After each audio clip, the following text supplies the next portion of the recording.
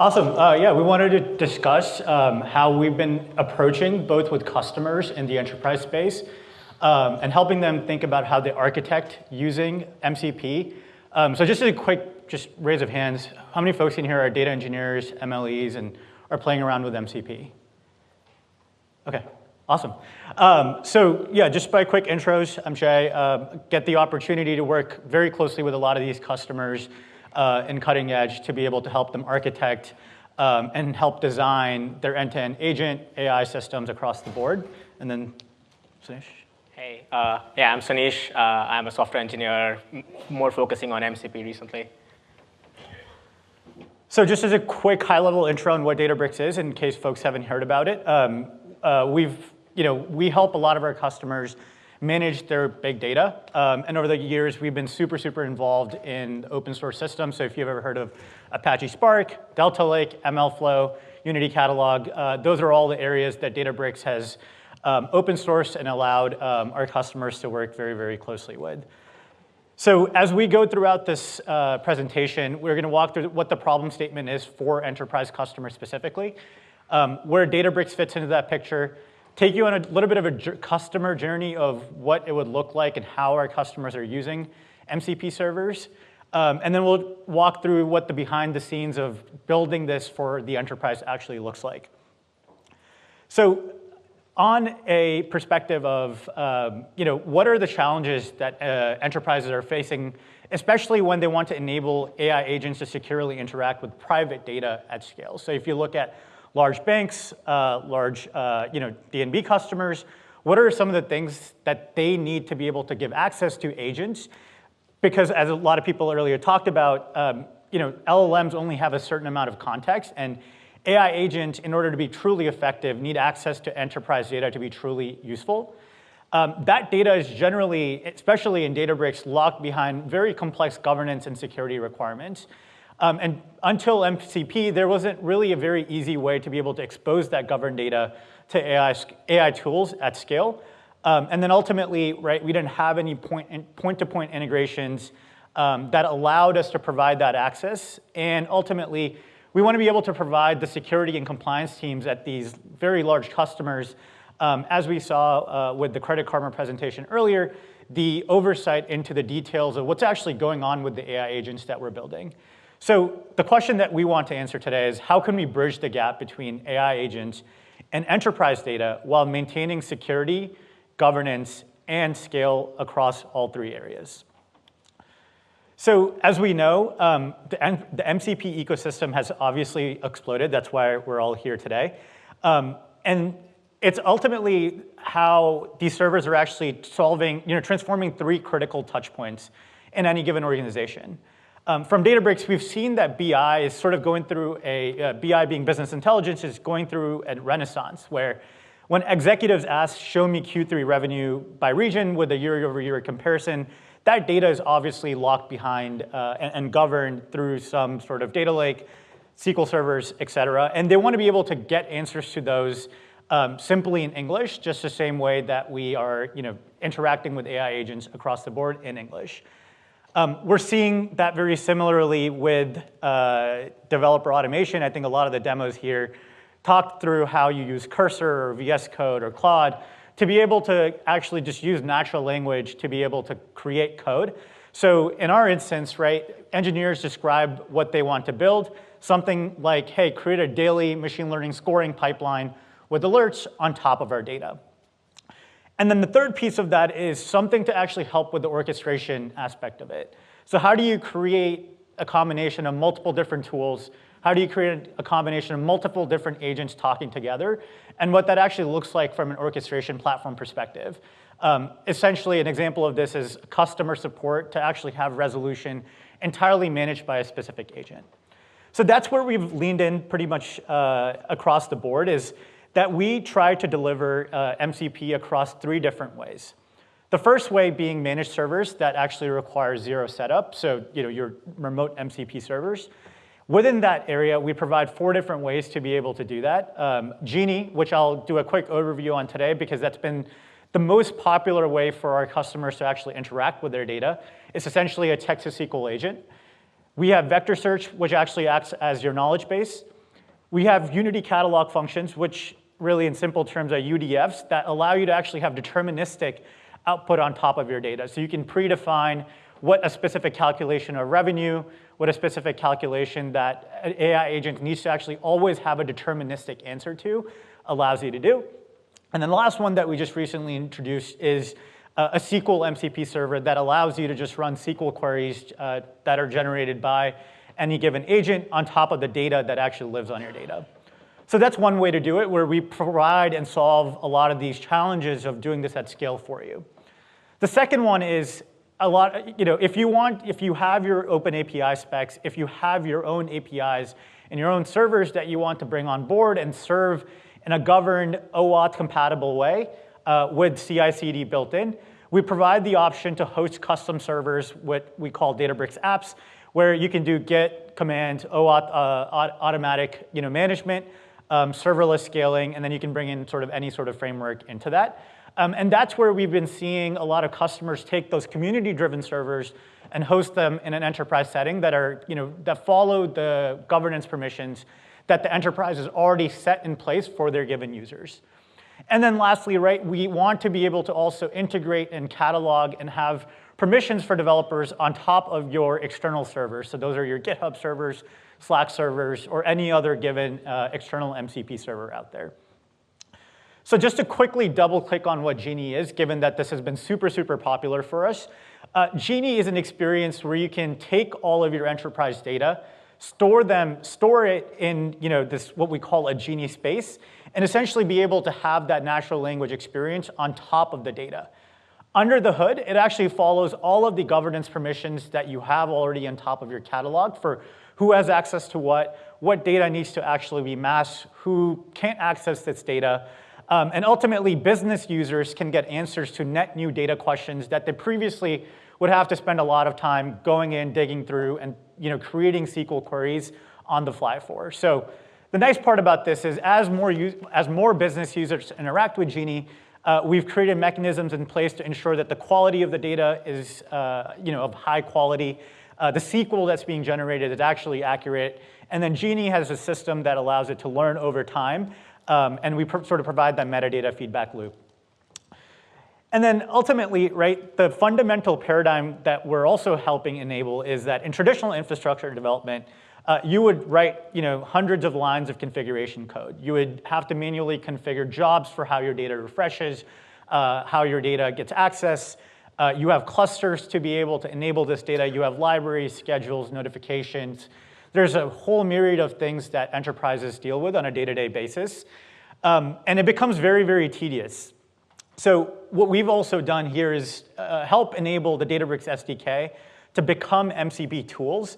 So instead of writing actually that infrastructure code, our SDK MCP tools sort of handle the rest with job creation and configuration, cluster provisioning, library management, alerts, et cetera, through the use of these tools that we expose throughout the system. So going back to that example I mentioned earlier is we have access to this data, and we want to be able to create and standardize a way to create machine learning pipelines on top of that. And that's where the coding assistants, as we saw, and are becoming very, very popular as long as they have the right context.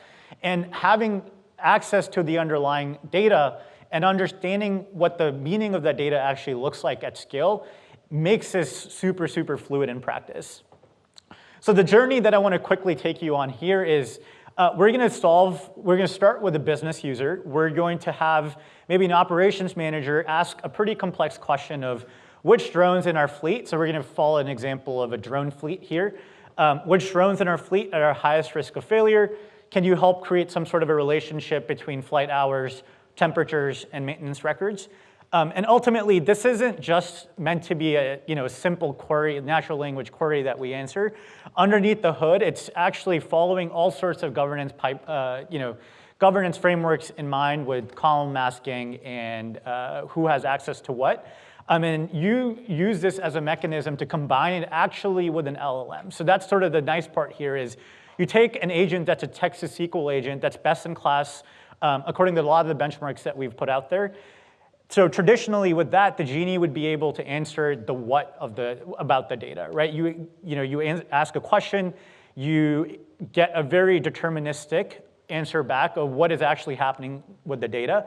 And then we actually combine that with the LLM to start answering the how and the why that data is going through. And then next, we take the learnings from that business requirements and that, the business question that we just got an answer to, determine that we maybe don't have all the answers, and that's something that we're actually missing technically from our product. So we want to be able to create some sort of a pipeline as part of that in natural language where the business team goes to the technical team and says, hey, can you just spin up a quick prototype of this? We're just trying to get more information. Something's going really, really wrong with their fleet, and that's where AI agents having access to that underlying data can be super, super valuable. So with that being said, I'm going to dive into the demo. Let's see if this works. Cool. So for the purpose of this demo, I have the Databricks Genie linked in already as a tool to Claude Desktop, just for the purpose of mimicking that, hey, this is where a lot of our business users may traditionally be, ChatGPT or Claude. And I'm going to follow through with, hopefully this should work, that same example that I had earlier. As you can see, it actually references the space that I had earlier and sort of makes that same request as part of that. As part of that request, you should be able to get a response that also shows the underlying SQL that's being generated as part of that. And these are things that you can refine to make sure that the SQL that's being generated is accurate. And then that's something that the Genie agent automatically takes care of. You can see, we can see the result of the SQL query, as well as the output of the content of what's going on in that data. And then Claude sort of traverses through it and gives us some insight of, hey, based on the telemetry data, here's what I'm seeing, regarding our drone failure risk, key findings, et cetera, things of that nature. And the nice part here is with incorporating an LLM on top of the SQL agent, you can then use Claude as a leverage to say, what are other things that we should be aware of as part of this data? Keeping it simple for non-technical users who are not SQL proficient, but are actually on the hook for answering a lot of these questions to the business. So using Claude essentially as the agent helper here, we'll let Claude do the thinking and come up with a framework of what are the things that it wants to test. We can actually probably see what are other things that it's asking about health indicators, failure modes, any other anomalies. And I've generally had Claude in this instance be able to run for a couple of minutes, deterministic, doing a lot of analysis across areas that a traditional person may not even be able to think through. Again, all going back to enterprise data that exists that any given customer has access to. So we're going to let this run. Gave us insight about battery health, all sorts of cool insight there, motor temperature, et cetera. So quickly going back to this analysis here is that we're having some issues with our drones. We want to be able to actually have an active pipeline that's built on top of this to be able to make sure that the users, the business users, the technical users, whoever they may be, are actually getting insights into that. And that's where we can actually bring in our coding agents to be able to help us. What we've done here, very similar to some of the other demos that you've seen, is released, let's see if this works. But you can see there's like about 58 different tools that we've exposed as part of our SDK. This encompasses the large majority of the Databricks platform, which includes our warehouses, actually the underlying data that we have access to, and all sorts of things about workflows, jobs, pipelines, et cetera. And ultimately, just for the purpose of the demo, hopefully this should work as well. One really nice part here is that I also already have this predefined as a prompt. That's something that's been super powerful for us to see in this instance as well, is if you have these predefined prompts to go ahead and look at how the service should interact with your data, you can provide it a lot more necessary context. And then again, Cursor in this instance will go through and see that, hey, this is our drone telemetry data, this is our master catalog, these are our maintenance data, and understand that these are the 3 key drone tables that we have here. And then underneath the hood, it's actually running other queries directly through SQL to be able to understand more about the data in a very unique fashion. Ultimately, all being decided by the dashboard that we're hoping to create here. Obviously, this will take a couple of minutes, and for the sake of not having everybody sit through this, one of the things that I already had pre-configured, if it lets me showcase it, is it ultimately creates a dashboard like this. It's kind of similar to what we had seen earlier.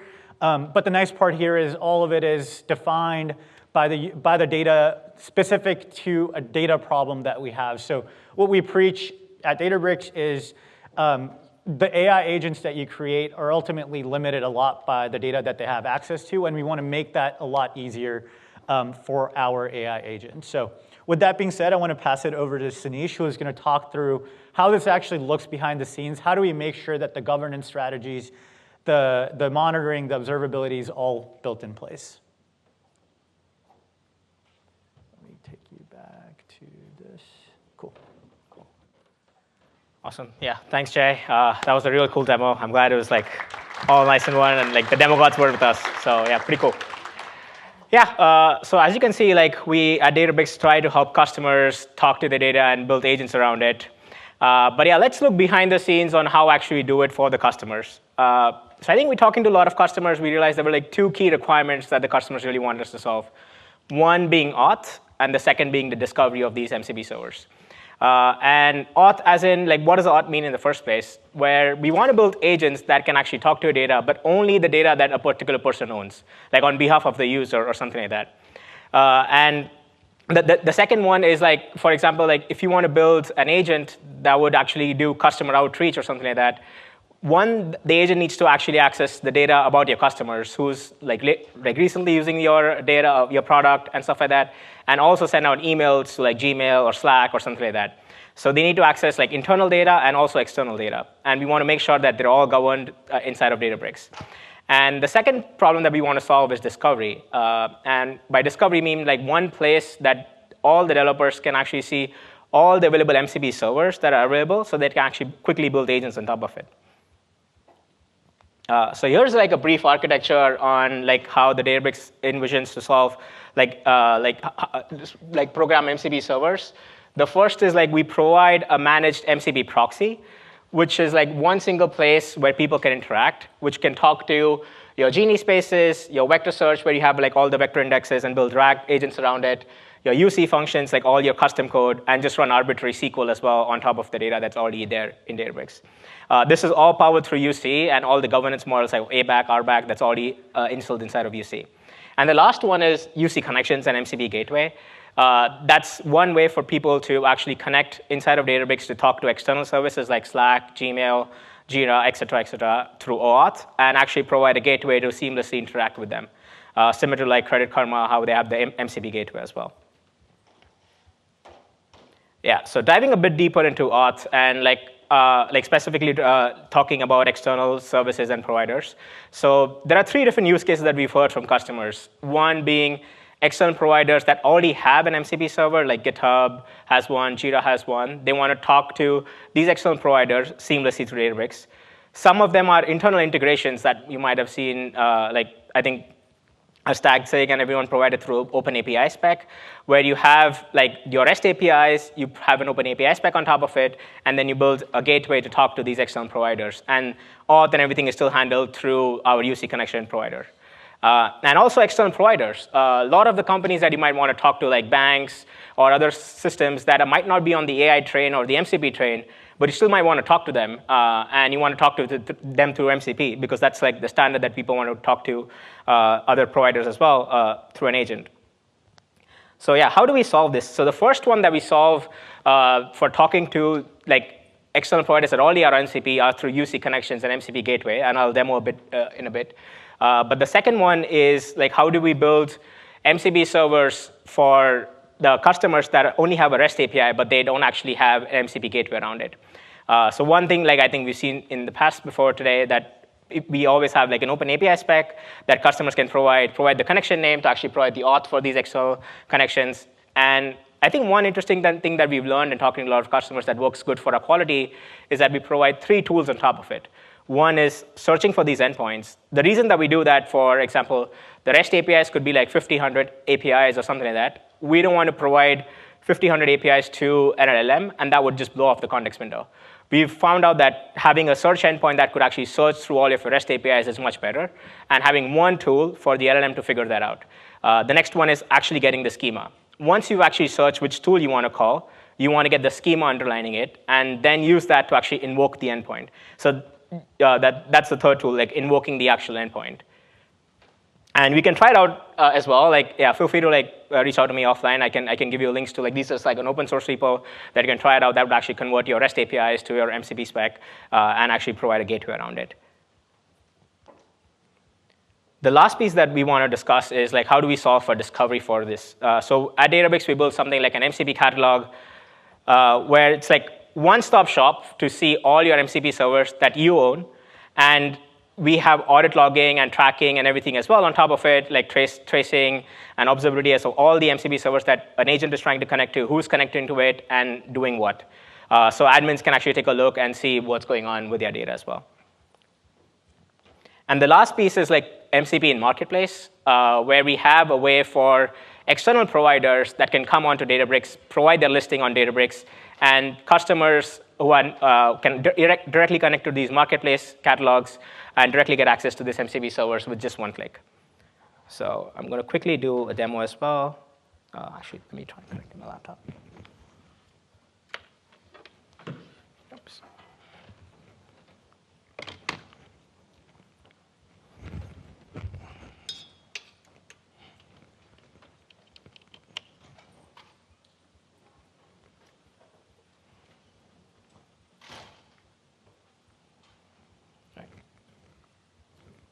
OK, cool.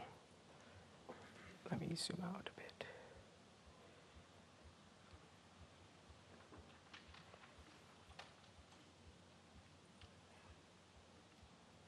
All right, yeah, might be easier. OK, so this is one place for us to actually see all the MCP servers that a person might have access to.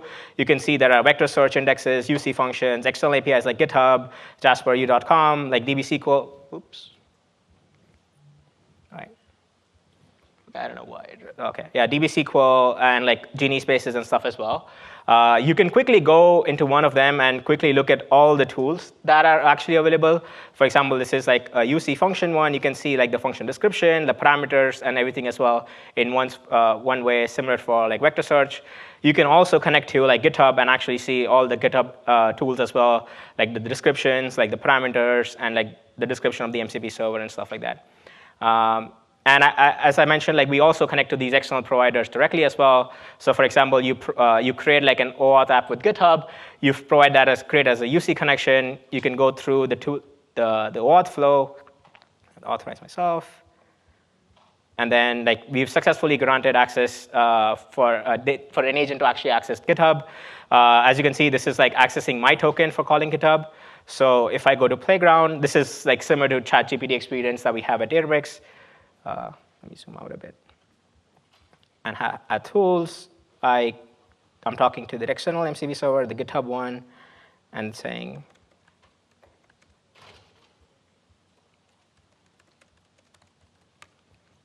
so as you can see in this use case, it's actually calling the GitHub APIs. Hopefully it works. And actually getting the top 10 commits of MLflow. You can see it's searching for the repository of MLflow. It's found that out. And then we'll try to actually access the commits. And then you can see it actually is getting the list of all the commits and then doing all of that. So it's one way, a secure way to actually using my credential. The token's never exposed to the users or the UI, so it's never leaked. So it's behaved through a gateway, automatically calls GitHub behind the scenes, and gets all the information that it requires. So, yep, I guess that's pretty much it. Cool.